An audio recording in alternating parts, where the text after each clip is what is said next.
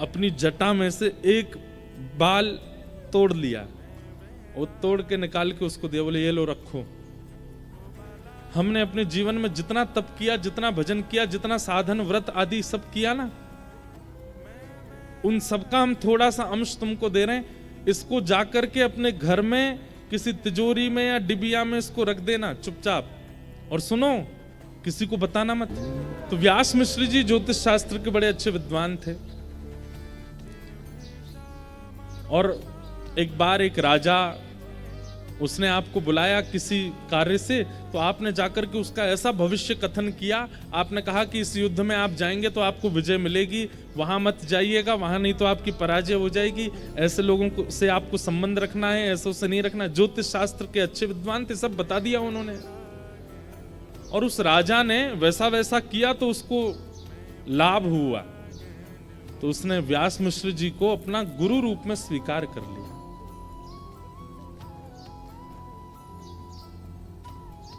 सब कुछ है जीवन में, प्रतिष्ठा मिल गई, लेकिन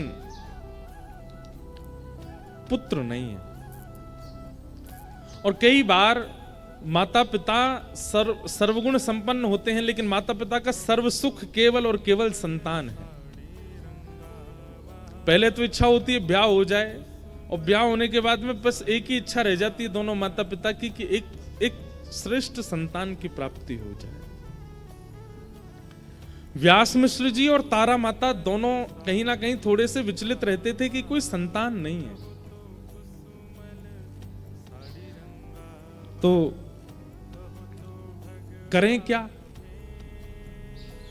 तो कई बार अभावग्रस्त जीवन जब होता है तो हर व्यक्ति से कोई ना कोई उम्मीद लगने लगती है। बहुत ध्यान से सुनिएगा, जब जीवन में अभाव का अनुभव होता है ना, तो फिर हर किसी से उम्मीद होती है कि हमारे अभाव की पूर्ति ये कर दें। और उसमें भी अगर कोई वैष्णव दिख जाए, कोई संत दिख जाए, कोई महापुरुष दिख जाए, तो उनसे तो उम्मीद लाख गुना ज्यादा हो जाती है।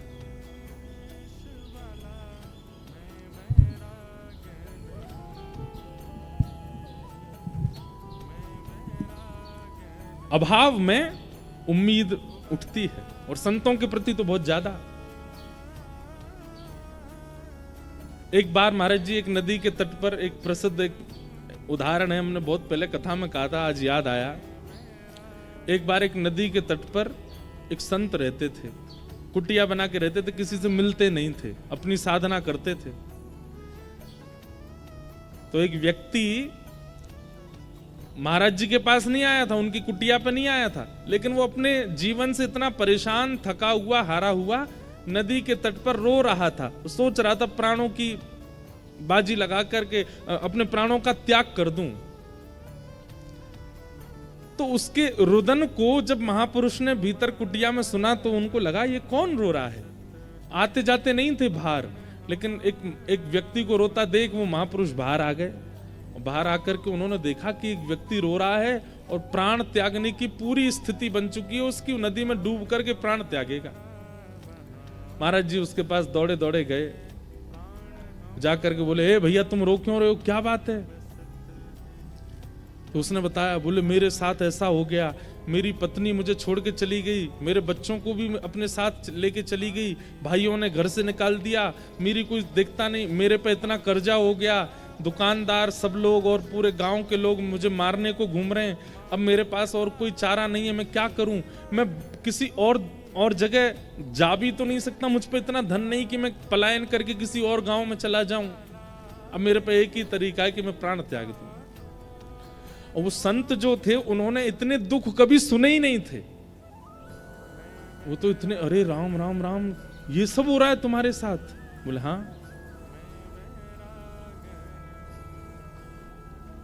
एक बात तो होती है कि जब सन्यास ग्रहण कर लेते हैं ना संत महापुरुष, उनको गृहस्थियों के दुख तो पता नहीं होते, और गृहस्थी इतने चतुर अपने दुख जा जा के बताते हैं उनको, हमारे साथ ऐसा चल रहा है, हमारे घर में ऐसा चल रहा है, हमारे जीवन में ऐसा चल रहा है। और बेचारे संत क्या करें, उन्होंने तो दुख देखा नहीं, तो वो कहते हैं सब ठीक हो जाएगा, हे ठाकुर जी इस पर कृपा करो, हे त्र्यंबकेश्वर भगवान इस पर, ये लो पुष्प ले जाओ, तुम घर में ये करो। वो बेचारे कुछ ना कुछ आशीर्वाद देते हैं।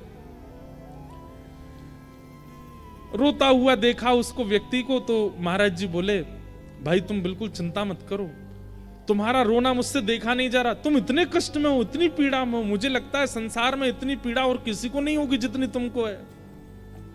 बोले वाले महात्मा बेचारे, तो उन्होंने क्या किया, अपनी जटा में से एक बाल तोड़ लिया, वो तोड़ के निकाल के उसको दिया, बोले ये लो रखो।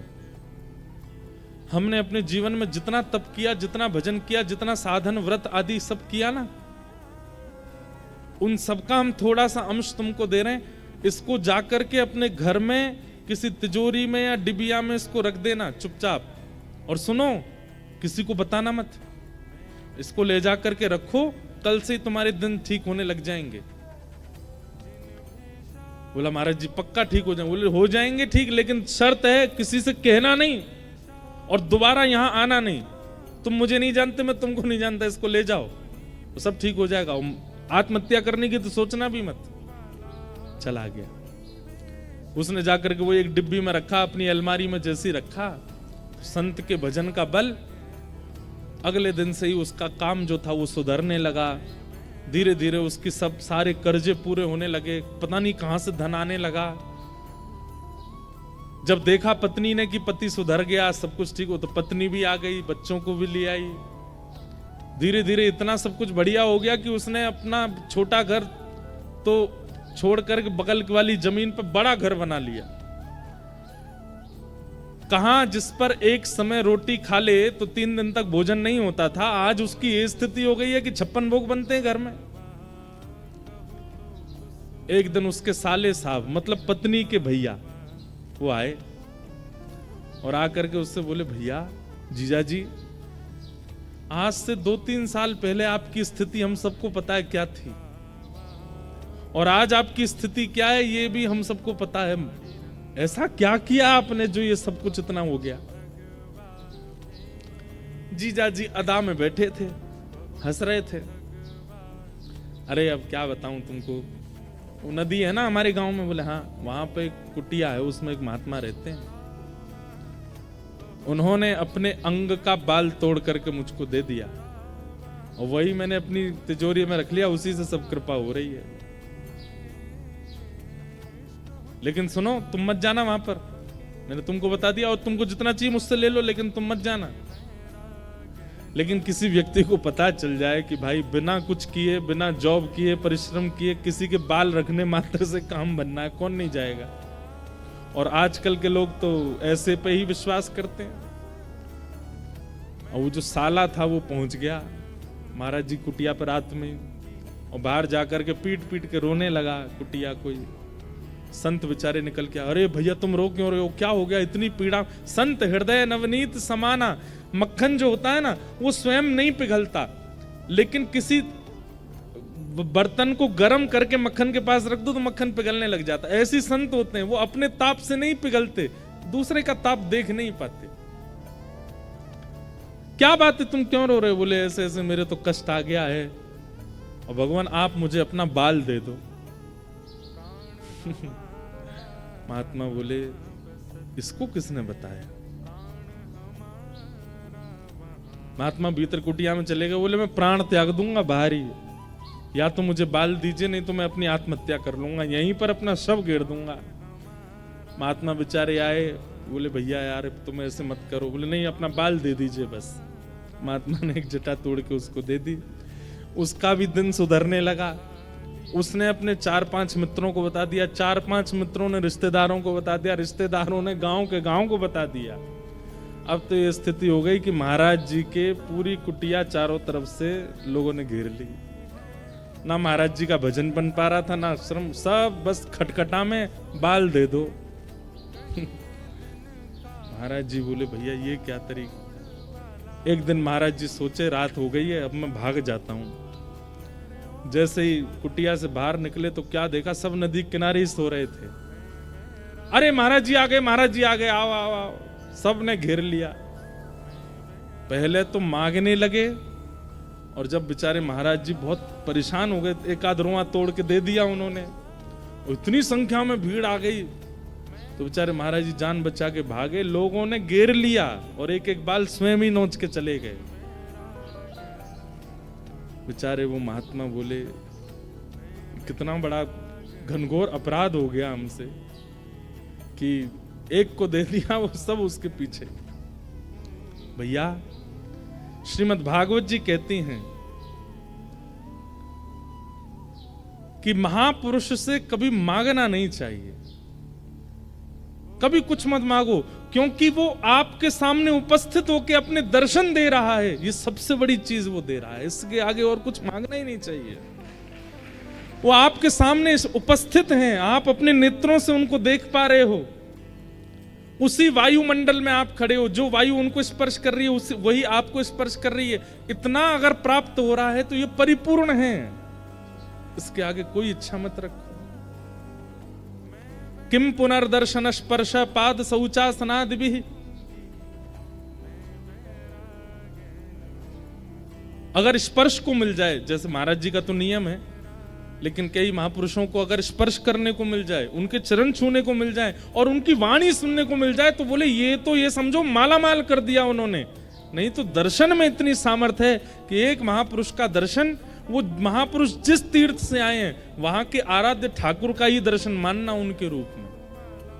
मान लीजिए हमारे दत्तदास महाराज जी वृंदावन आते हैं तो इनके रूप में त्र्यंबक भगवान ही आए हैं, दत्त भगवान ही आए हैं। और हमारे वृंदावन के कोई महापुरुष यदि दत्त धाम आ जाएं तो यही सोचना चाहिए साक्षात राधारमन लाल ही पधारे हैं, श्री राधा वल्लभ लाल जी इनके रूप में पधारे हैं। हमको मत मान लेना उस रूप में, हम तो भैया बालक हैं। कोई महापुरुष आवे तो जब अभावग्रस्त जीवन होता है ना, तो सबसे उम्मीद होती है कि हमें कुछ मिले। व्यास मिश्र जी ने सब कुछ देखा जीवन में, लेकिन संतान नहीं थी। तो व्यास मिश्र जी के ही बड़े भैया थे नरसिंह आश्रम जी, वे सन्यास ग्रहण कर चुके थे और सन्यास आश्रम में रहते थे। एक दिन उनका आगमन देववन में हुआ, तो व्यास मिश्र जी प्रणाम करने के लिए गए, तो अपने छोटे भाई को, पूर्व आश्रम के छोटे भाई को देख करके नरसिंह आश्रम जी बोले, कहो व्यास जी कैसे हो? ठीक है भैया, आपकी सब कृपा है। बोले तुम्हारे मुखमंडल से ऐसा लगता है कि तुम बहुत चिंता में हो, क्या बात है, बहुत पीड़ा में लग रहे हो? व्यास मिश्र जी बोले, पीड़ा तो कुछ नहीं है, बस संतान नहीं। तो नरसिंह आश्रम जी बोले, भैया ये तो प्रारब्ध है, भाग्य में होगा तो मिलेगा, तुम्हारे भाग्य में नहीं होगा तो फिर तुम दोनों पति पत्नी मिलकर भजन करो ठाकुर जी का। भाग्य पर विश्वास रखो, होगा तो मिलेगा, नहीं तो कोई बात नहीं। तो ये बात सुनकर के व्यास मिश्र जी के बगल में बैठी हुई उनकी पत्नी तारा जी, मतलब हरिवंश महाप्रभु की माता जी, वो बोल पड़ी। वो क्या बोली? वैसे तो संकोच करती थी, ये हमारे जेठ जी हैं, भले ही सन्यास में हैं, लेकिन हैं तो बड़े भैया हमारे पति के। संकोच करती थी, लेकिन आज बोल पड़ी कि अगर भाग्य पर ही निर्भर रहना है तो आप जैसे महापुरुषों के दर्शन का लाभ क्या होगा? यदि जीवन में भाग्य ही सर्वोपरि होता है, भाग्य ही सर्वाधान होता है, तो आप जैसे महापुरुषों के दर्शन, प्रवचन और स्पर्श से हम लोगों को प्राप्त क्या होता है? यदि भाग्य पर ही निर्भर रहना है तो सत्संग करना छोड़ देते हैं, महापुरुषों का दर्शन छोड़ देते हैं, कथा वार्ताएं सुनना छोड़ देते हैं, भाग्य में जो है वो मिलेगा। ये बात नरसिंह आश्रम जी के हृदय को स्पर्श कर गई कि बात तो सही है कि अगर भाग्य से ही सब मिलना होगा तो संत दर्शन का प्रभाव क्या है, संत दर्शन का लाभ क्या है? नरसिंह आश्रम जी बोले, तुम चिंता मत करो, मैं कुछ प्रार्थना करता हूं ठाकुर जी से। और आप इतने दिव्य थे कि एकांत में वन में जाकर के आपने ठाकुर जी से प्रार्थना की, और जैसे ही नेत्र बंद करके ठाकुर जी से आराधन करने लगे तो और दिन तो ठाकुर जी का श्री विग्रह दिखाई देता था, और दिन तो ठाकुर जी के वैकुंठनाथ पति के दर्शन होते थे, पर आज ठाकुर जी की वंशी दिखने लगी। और तभी मानो जैसे ठाकुर जी ने आज्ञा की हो कि हमारे प्रेम रस के उत्थान के लिए हमारी वंशी ही अवतार ग्रहण करेगी, और वह अवतार आपके छोटे भाई व्यास मिश्र के यहां ही पुत्र रूप धारण करके आएंगे, आप आज्ञा कर दो। नृसिंह आश्रम जी लौट करके आए और आकर के व्यास मिश्र जी से कहा, आप चिंता मत करो, ठाकुर जी ने मुझे आश्वासन किया है कि आपके घर भगवत भक्ति का प्रचार करने वाले एक बालक का जन्म होगा। अब बस प्रतीक्षा करो उस शुभ घड़ी की कि कब वह अनुग्रह होगा। और वह घड़ी आई कि तारा मैया के कुक्षी में एक बालक आ गए। अच्छा, अब इसका इतना सुंदर अनुभव बताते हैं व्यास जी के हमारे हरिराम श्री हितरवंश महाप्रभु जी की वाणी में कि तारा मैया अभी तक वृंदावन नहीं गई थी, आज तक उन्होंने वृंदावन नहीं देखा था। लेकिन हरिवंश महाप्रभु जैसे ही गर्भ में आए तो रात्रि को मैया जैसे ही सोती हैं तो जैसे स्वप्न आते हैं ना लोगों को, उनको स्वप्न में यमुना जी का दर्शन होता था, स्वप्न में गिरिराज जी का दर्शन होता था, स्वप्न में लता गुल्म पत्रों का दर्शन होता था, स्वप्न में सघन कुंजों का दर्शन होता था, स्वप्न में कभी वीणा सुनाई देती थी, कभी मुरली सुनाई देती थी, कभी कभी मानो जैसे असंख्य गोपियां नृत्य कर रही हैं, गोपियों का मुख नहीं दिख रहा है, गोपियों के वस्त्र नहीं दिख रहे हैं, पर उनके नूपुरों की आवाज आती थी।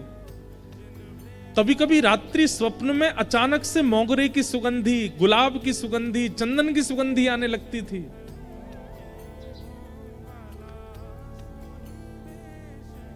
और इन सब स्वप्नों को देख करके वे जैसे उठ के बैठती थी तो उनके मुख से पहला शब्द निकलता था, श्री वृंदावन। व्यास मिश्र जी उठ के बैठ जाते, क्या हुआ देवी? बोले पता नहीं, सघन वन दिखाई देता है, कलकल करती नदी दिखाई देती है, वेणु की ध्वनि सुनाई देती है, चंदन की सुगंधी आती है, नूपुरों की ध्वनि सुनाई देती है। मतलब वृंदावन का जितना रूप है बिना वृंदावन गए उनको अनुभव होने लग जाता था। महाराज जी, वृंदावन अचल नहीं है, सचल है। अगर कृपा हुई ना तो इन 7 दिनों में यहां श्रवण करने वाले श्रोताओं को भी दत्त धाम में वृंदावन का अनुभव होने लग जाएगा। श्री गोदावरी जी में यमुना जी दिखने लग जाएंगी, यहां के आसपास के वन्य क्षेत्र में गिरिराज जी का दर्शन हो जाएगा, और ज्यादा नहीं कहूं तो श्री दत्त भगवान में हमारे बिहारी जी दिखने लग जाएंगे। अगर वृंदावन पूर्ण रूपेण आपके चित्त में वायु से, प्रकाश से, वाणी से प्रविष्ट हो गया तो आप जहां बैठे हो वहीं वृंदावन प्रकट होने लग जाएगा। वृंदावन अचल कोई स्थान नहीं है, सचल है वृंदावन। और इस बात का प्रमाण व्यास मिश्र जी की पत्नी तारा मैया, श्री हितरवंश महाप्रभु की माता जी, उनको वृंदावन का अनुभव होने लगा। और इसका प्रमाण आप कहेंगे कि इतनी प्राचीन कथा सुना रहे हो महाराज जी, अब किसी को नहीं हुआ होगा। अरे अभी कुछ वर्षों पूर्व इस भारत भूमि को सौभाग्य प्राप्त हुआ राधा बाबा महाराज, जो कि गोरखपुर में विराजते थे। गीता प्रेस की स्थापना करने वाले पूज्य श्री भाई जी और श्री राधा बाबा महाराज दोनों एक दूसरे के संग विराजते थे गोरखपुर में। तो जिन श्री राधा बाबा महाराज की हम चर्चा कर रहे हैं, वे कभी वृंदावन आए ही नहीं महाराज जी, कभी वृंदावन नहीं गए। लेकिन वृंदावन की एक एक वस्तु का वर्णन उन्होंने अपनी ग्रंथों में किया। वृंदावन की रज की महिमा, वृंदावन की यमुना जी की महिमा, ब्रजवासियों की महिमा, वृंदावन के दर्शन की महिमा, वृंदावन के मौसम की महिमा, गिरिराज जी की महिमा, परिक्रमा की महिमा, वृक्षों की महिमा, कुंज निकुंजों की महिमा। अरे कहां तक कहें, वे गोरखपुर में बैठे बैठे पूरे वृंदावन का नक्शा बना देते थे और कहते थे यहाँ पे ये मंदिर है, यहाँ पे ऐसा है, यहाँ पे ऐसा। कभी वृंदावन नहीं आए। किसी ने उनसे कहा, बाबा आप वृंदावन क्यों नहीं जाते? बोले मैं अगर वृंदावन गए हो तो वापस नहीं आ पाऊंगा, इसलिए वृंदावन गए ही नहीं। वृंदावन सचल है, अचल नहीं है। और वृंदावन कोई स्थान नहीं है, वृंदावन कोई गांव नहीं है, वृंदावन कोई भूमि नहीं है। श्री राधा कृष्ण दोनों का प्रेम हृदय ही श्री वृंदावन है। वो विचरण करता रहता है। अनेक कथाओं का, अनेक अनुष्ठानों का अनेक फल होता है।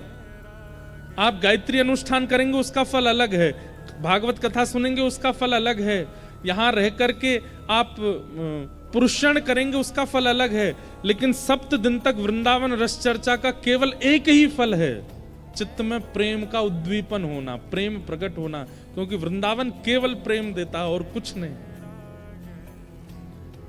तारा मैया को उस प्रेम का अनुभव हो रहा था, मानो जैसे रोम रोम कहता हो, चलो वृंदावन, चलो वृंदावन, चलो वृंदावन। और कुछ महीने हुए थे गर्भ में बालक को कि तारा मैया अब व्यास मिश्र जी से कहती हैं कि मुझे वृंदावन ले चलो, मुझे वृंदावन ले चलो। उस काल में इतनी व्यवस्थाएं तो थी नहीं। एक दिन व्यास मिश्र जी ने योजना बनाई और जो बादशाह जिसके यहाँ व्यास मिश्र जी सब अपनी क्रियाएं करते थे, उसको जाके कहा हमें कुछ दिन का अवकाश दीजिए, पत्नी को लेकर वृंदावन जाना है।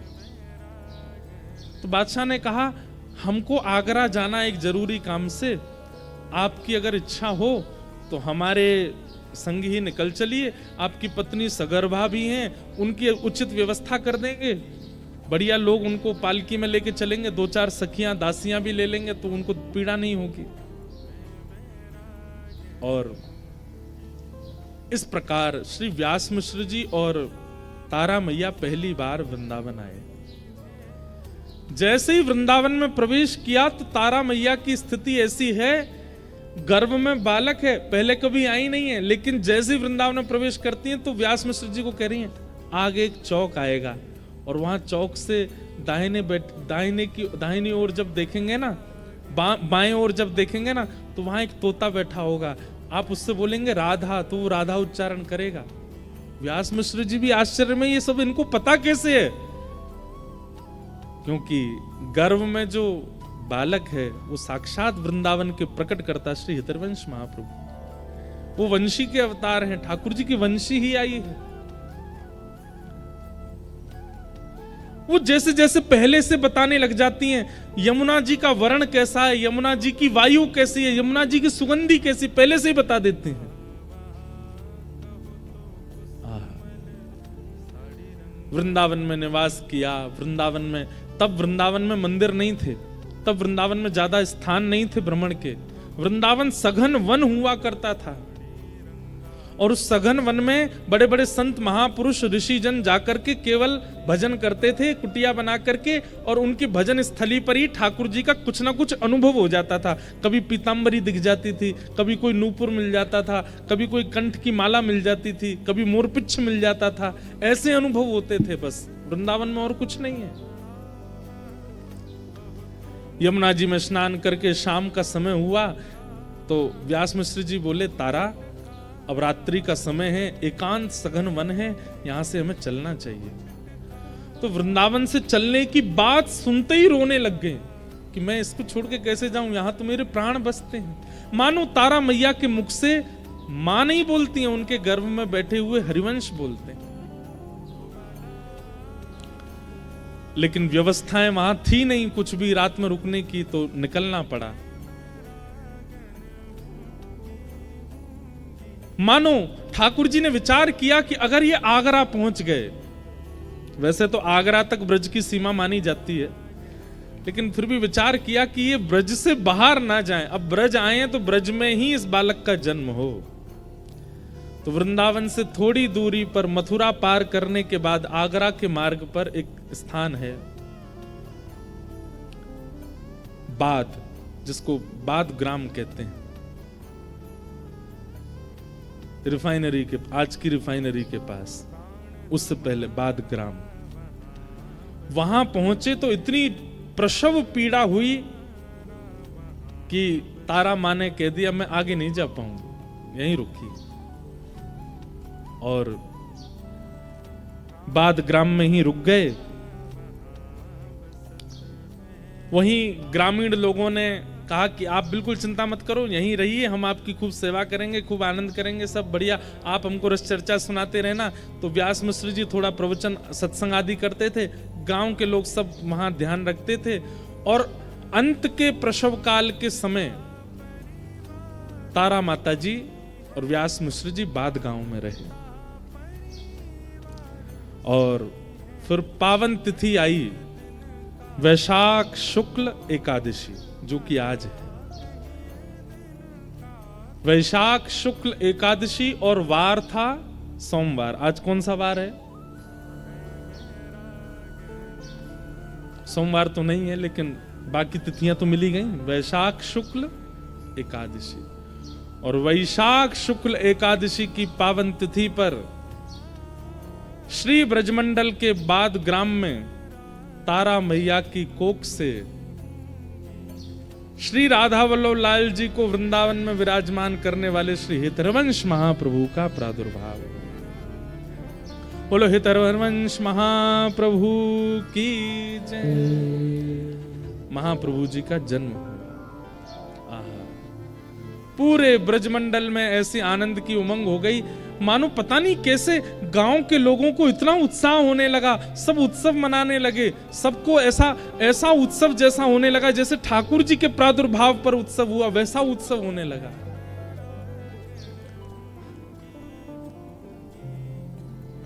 अब मैं देखता हूं मुझ पे कोई महाप्रभु जी के उत्सव की बधाई होगी तो बधाई गायन आज करेंगे। आज महाप्रभु जी की बधाई गाएंगे और कल फिर किशोरी जी के प्रादुर्भाव की बधाई गाएंगे। आज आचार्य प्रकट हो जाएं और फिर कल किशोरी जी प्रकट होंगी। आचार्य की अत्यंत प्रिया श्री किशोरी जी का प्रादुर्भाव करेंगे। तो